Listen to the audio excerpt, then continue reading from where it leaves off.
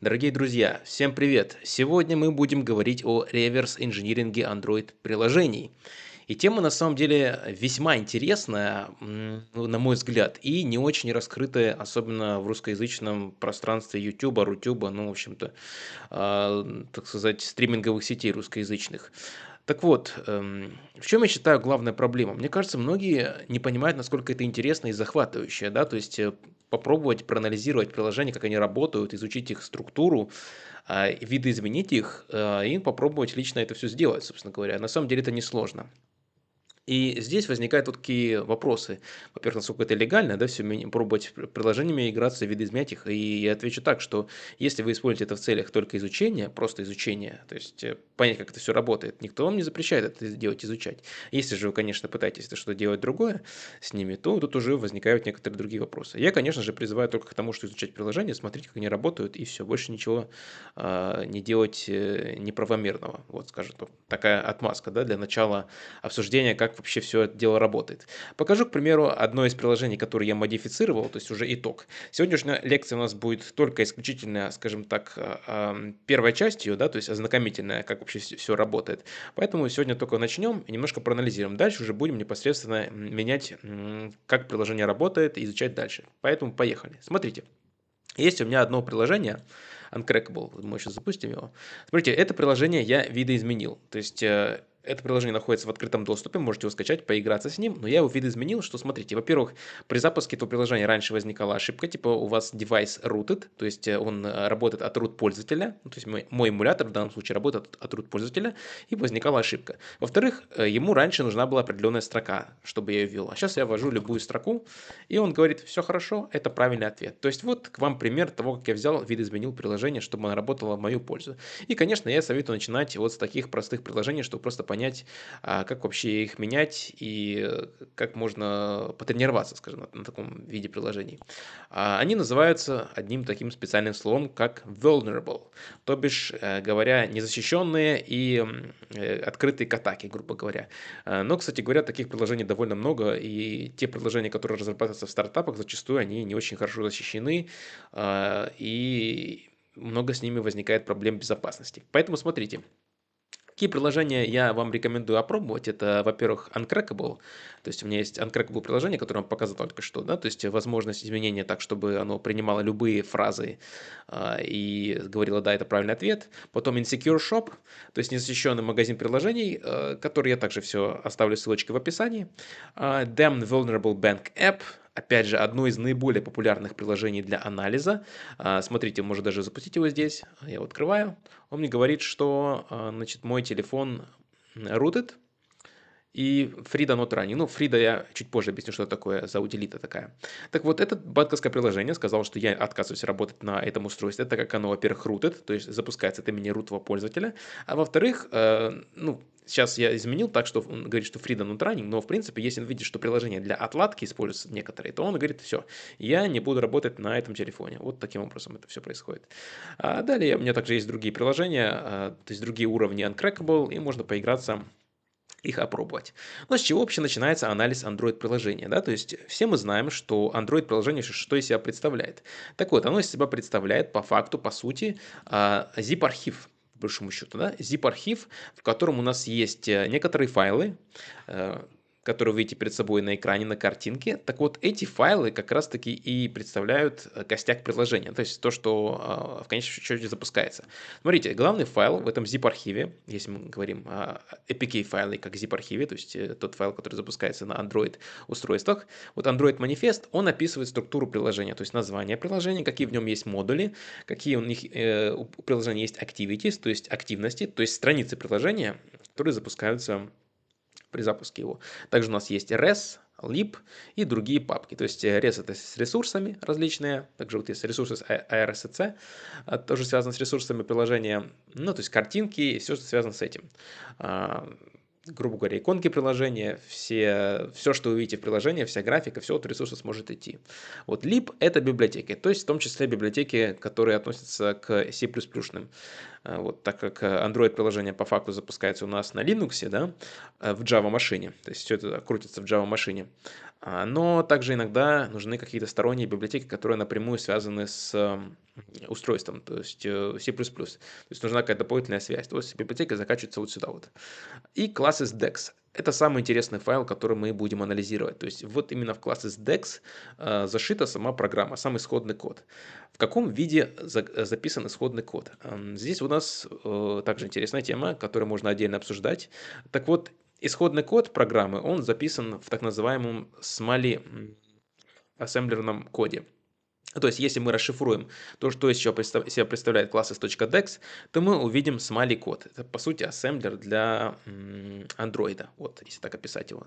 Для Java машины Android. Smiley.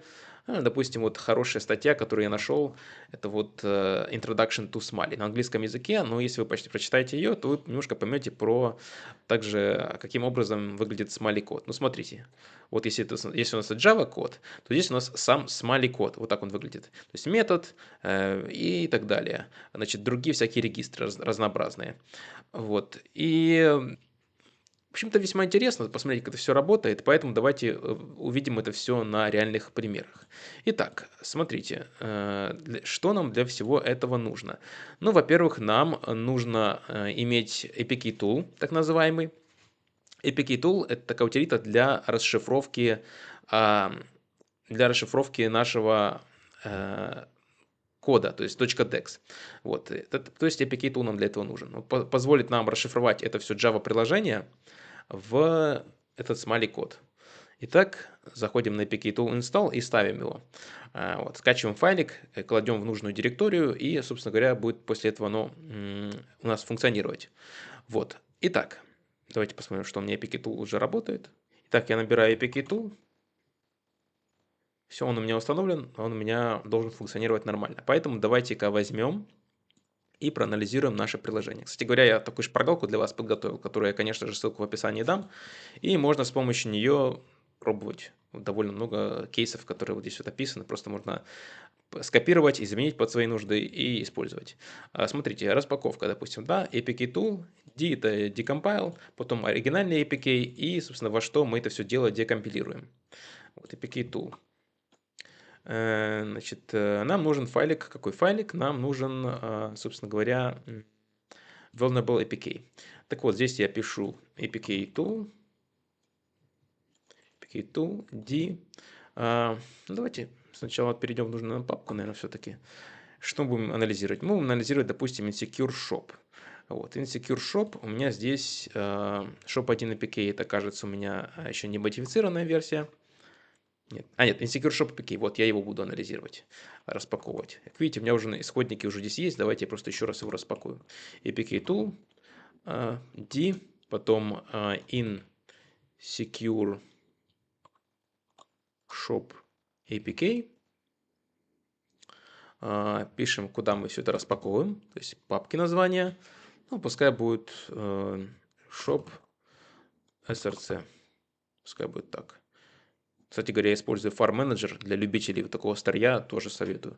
Он не самый симпатичный в плане интерфейса, но дело свое выполняет. Распаковываем. Смотрите, происходит распаковочка у нас всего этого дела. Значит, он вытягивает все необходимые нам пакеты оттуда. И давайте-ка посмотрим, что из этого выйдет. Порой занимает некоторое время, иногда даже подвисает у меня. Ну, понимаете, такое дело. Давайте развернем, посмотрим, что получилось. Shop SRC. И здесь у нас есть Android Manifest XML. Что я вам говорил, да? То есть здесь есть smiley код, здесь есть XML-ка, даже есть папка unknown, то, что, видимо, он не смог расшифровать при анализе, да? Давайте откроем Android Manifest, посмотрим, что у нас тут есть. Во-первых, тут должно быть название приложения. Смотрите, com insecure shop. Вот название приложения нашего мы отсюда можем подчеркнуть. Com insecure shop app. Вот. Можем увидеть, какой у нас activities дефолтный, то есть какой у нас activities, с чего все начинается. То есть здесь у нас что видно? Значит, intent filter от main launcher. Вот product list activity. С него все, собственно говоря, начинается. Видите, потому что здесь у нас intent filter стоит. То есть main и launcher. То есть это activity первое запускает. То есть просто посмотрев манифест, можем примерно понять, что приложение делает. У нас есть cart list activity и product list activity. То есть мы теперь знаем, о чем это вообще приложение. То есть если мы это не поняли изначально каким-то образом, то можно, поковырявшись в манифест файле, понять, что в нем есть. У нас есть доступ к интернету, так как именно в манифест файле прописывается, какие доступы приложения нужны. У нас есть доступ к сториджу, у нас есть запись в storage и чтение контактов.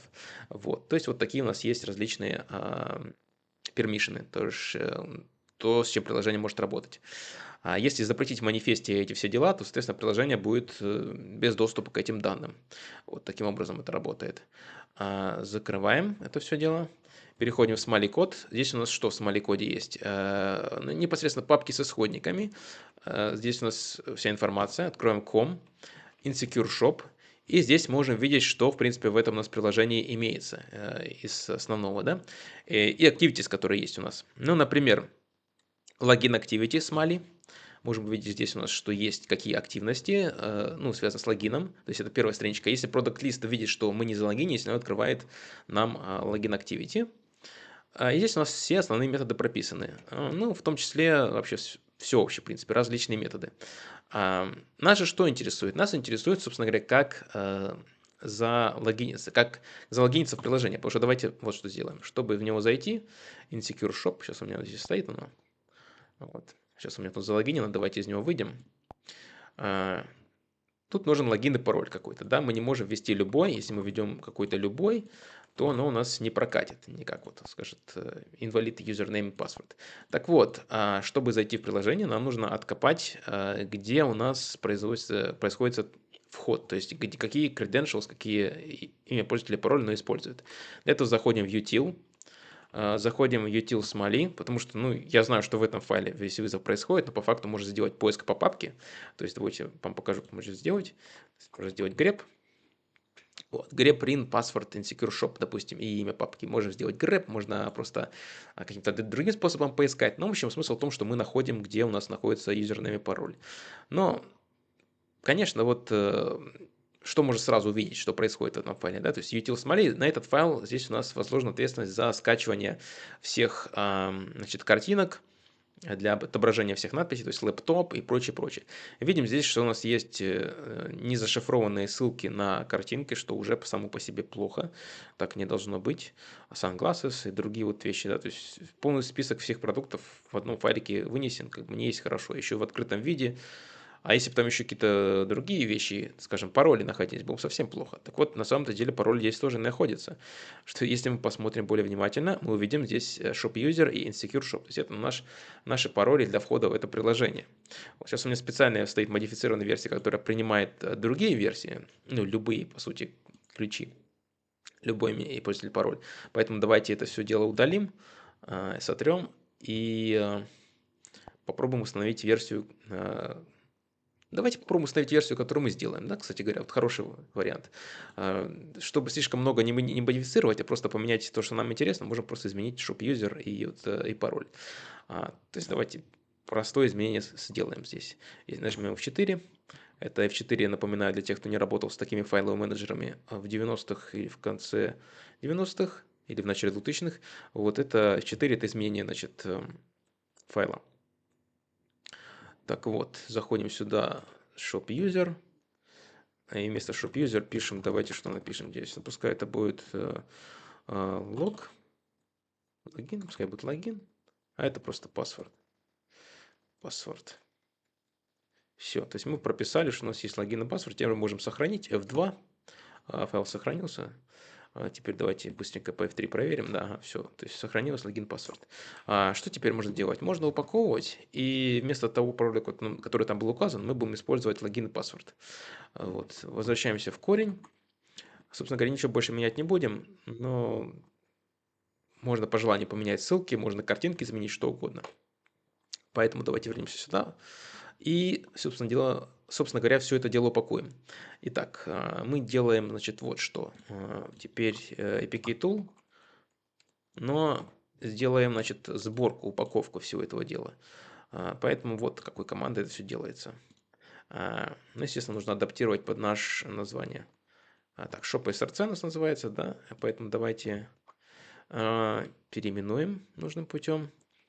Ага, тут он не хочет. Так, она хочет, чтобы сразу сюда готовый текст уже ставил. Ну, давайте поменяем, чтобы было вот как. Значит, у нас называется оно shop SRC. Shop SRC. И modified APK. Пускай будет shop fixed APK. Пускай будет, допустим, так. И сохраним. Так. Все, по идее, должно работать. То есть, видите, B это build. То есть, вместо decompile мы делаем build. Собираем. Должно все это дело упаковать воедино. Сейчас посмотрим. Это иногда мне на этом этапе зависало, кстати говоря, почему-то. По какой-то причине. Не знаю по какой. Но подвисало. Так, пробуем. Кстати говоря, тут возникает вопрос, а можно ли ставить этот APK сразу на наше устройство? Но ответ отрицательный, потому что еще нужно сделать один шаг и подписать этот файл цифровой подписью с помощью утилиты APK Signer, который у нас также имеется. APK Signer. Вот. Значит, это специальная утилита, которая позволяет ключом разработчика подписать либо для дебага, то бишь отладки, либо для уже продакшена наше приложение. Ну, то есть в зависимости от целей. То есть если мы тестируем, то дебаг, а если мы подписываем для релиза, то продакшн. И, соответственно, чтобы это сделать, нам сначала нужно сформировать ключ. Тут также есть информация по созданию самого ключа. То есть, ну, мы рассмотрим вариант, когда уже ключ создан, потому что у меня ключ уже готовый есть. Так, давайте посмотрим, что у нас там происходит с нашей подписью. Building resources. Что-то долго он их билдит. Это странно даже. Видимо, постепенно собирает все воедино. И порой зависает на этом этапе, кстати говоря. Ага, нет, building APK файл. Вроде в этот раз все хорошо.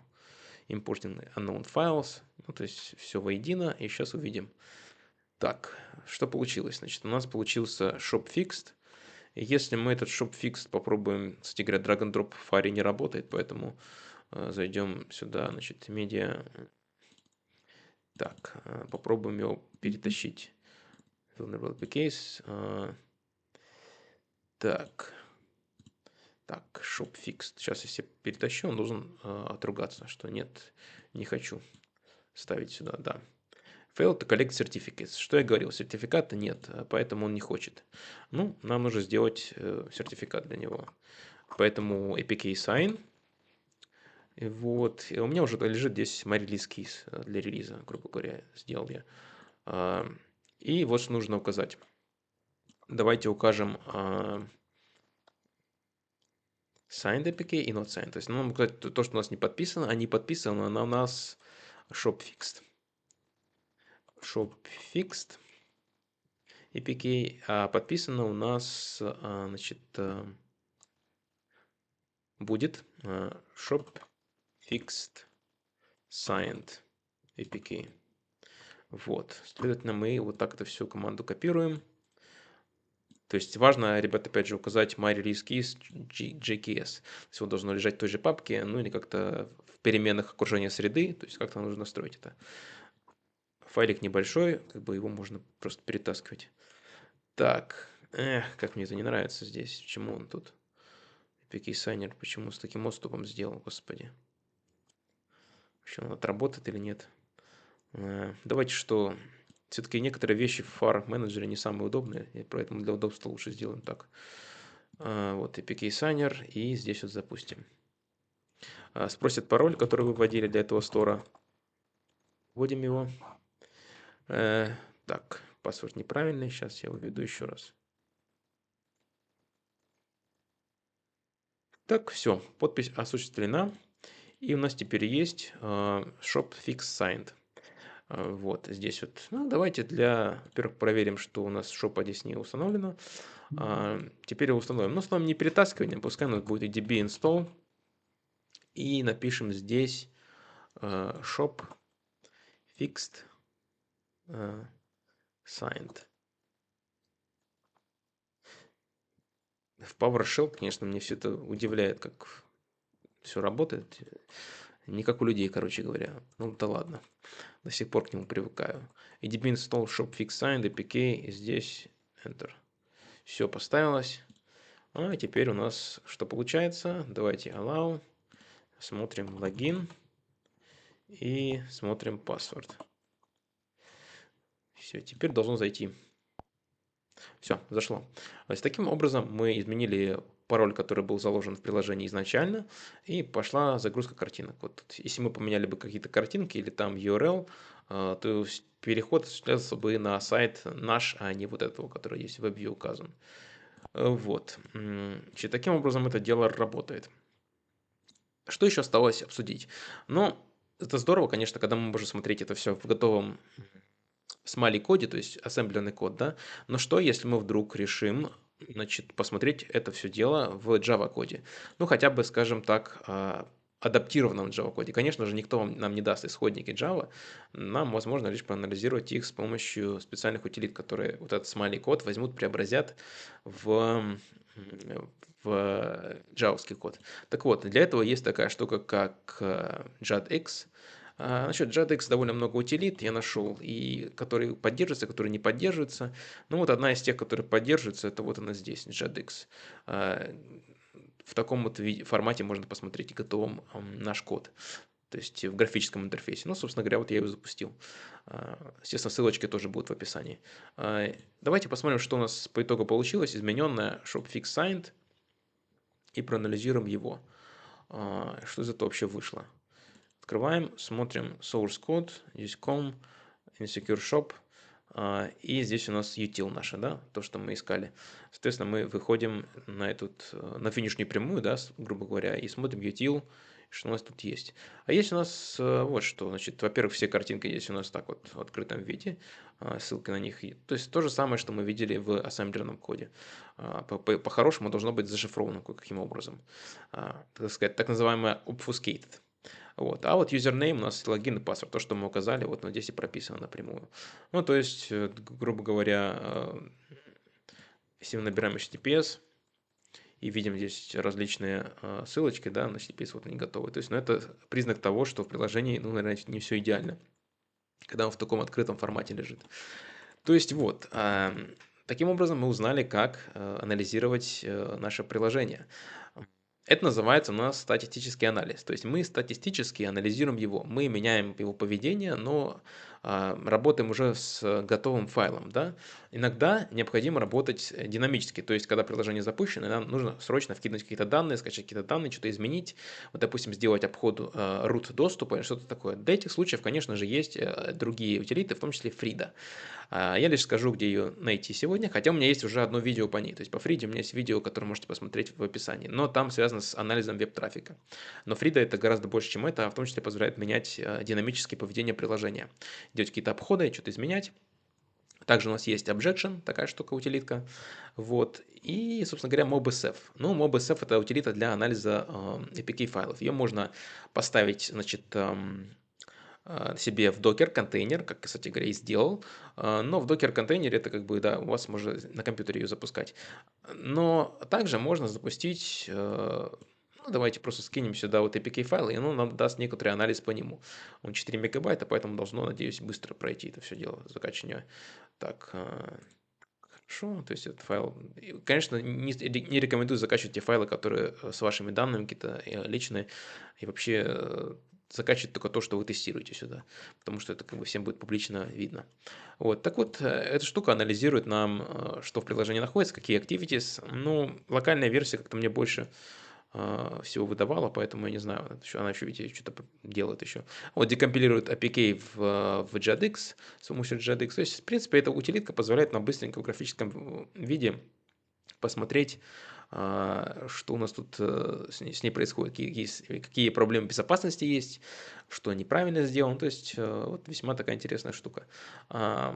Ну, то есть, да, рекомендуем посмотреть ваше приложение APK вообще в любом стартапе, где вы работаете, только локально поставьте, а не закачивайте сюда с помощью вот MobSF утилиты, просто понять, что там не так.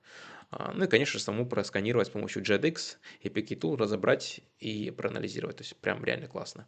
На сегодня, я думаю, практически все, что хотел, мы разобрали. Далее следующая лекция будет про динамический анализ с помощью Objection Freeda и других утилит, поэтому сегодня мы лишь по верхам прошлись и поняли, как модифицировать приложение. То есть посмотреть и быстренько его модифицировать. То есть это недалеко не та модификация, которую вы, скорее всего, будете делать, потому что это слишком простая защита. То есть в открытом виде пароль, логин вряд ли кто-то сейчас кладет в приложение. Ну, как, по крайней мере, это не должно быть так, это уж совсем. Это самый простой пример. Но надеюсь, что вам было интересно. А у меня, кстати говоря, еще также есть вебинар был проведен на эту тематику, и там мы в том числе использовали FreeDAI Objection. Ссылочку на него в описании я также скину, можно посмотреть. Но будут также и полноценные лекции на тему у меня, поэтому подписывайтесь, ставьте лайк и комментируйте, конечно же, потому что очень интересно узнать, что вы на этот счет вообще думаете, сколько вам эта тематика интересна. Но из того, что я вижу, многим людям реально интересно и вот заходит эта тема. Поэтому, ребят, давайте будем смотреть, анализировать приложение, искать уязвимости и использовать это только в плане того, чтобы сказать разработчикам, что вот у вас есть уязвимости, пожалуйста, их почините. И никаких других целях. Потому что вот именно это то, к чему я всех призываю. То есть, так сказать, белый анализ приложений на какие-то проблемы. А остальное уже, конечно же, этика. И вот в плане этики, конечно, советую лишь изучать и понимать, как это все дело работает. На этом спасибо. Всем пока и скоро увидимся.